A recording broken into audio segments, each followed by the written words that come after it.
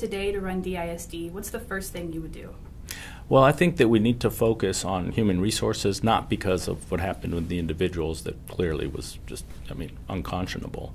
But we really need to focus on making DISD the best place to work in Dallas for teachers, and that will attract, great talent. It will help us retain talent, and it's very expensive. Training teachers and keeping great teachers is expensive, and so that would be one way not only to help the budget, but then also to have the best educators in every classroom. What was the school board's biggest waste of time over the last few years? Well, they seem to be focused a lot on adult issues and what's going on among them instead of really focusing on student issues and what's going on in the classroom. Which current DISD trustee do you most identify with and why? Probably with Nancy Bingham, for one reason is I've served with her for a very, very long time. She's a very good friend.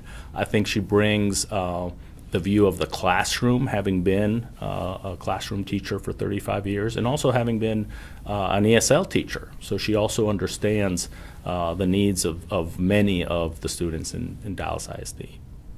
Why do more than 90% of Dallas voters ignore DISD elections?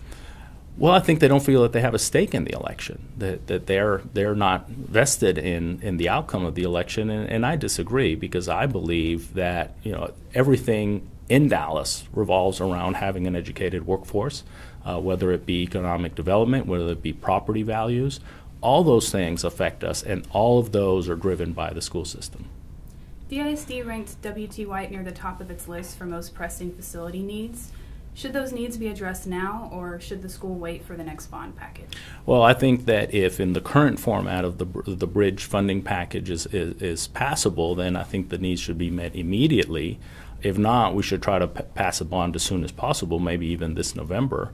But we have to go to the voters and explain to them what the needs are. And the needs for most D1 schools, most of those facilities are over 50 years old. The vast majority are over 50 years old. Really do need a lot of updating for the way kids learn today.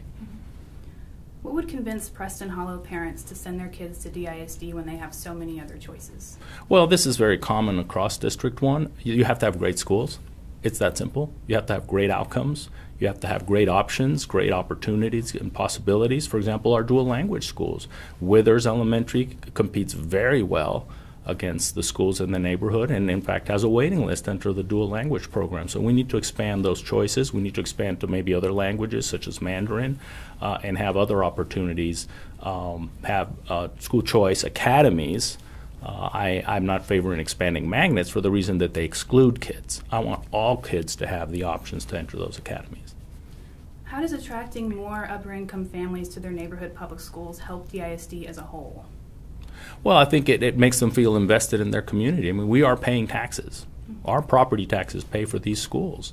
And I believe that every parent should be able to look at a DISD school, be it Withers or DeGolyer, Nathan Adams, Kramer, Junkins, and say, I can see my kid going to school there and getting a great education. That's what we need to focus on.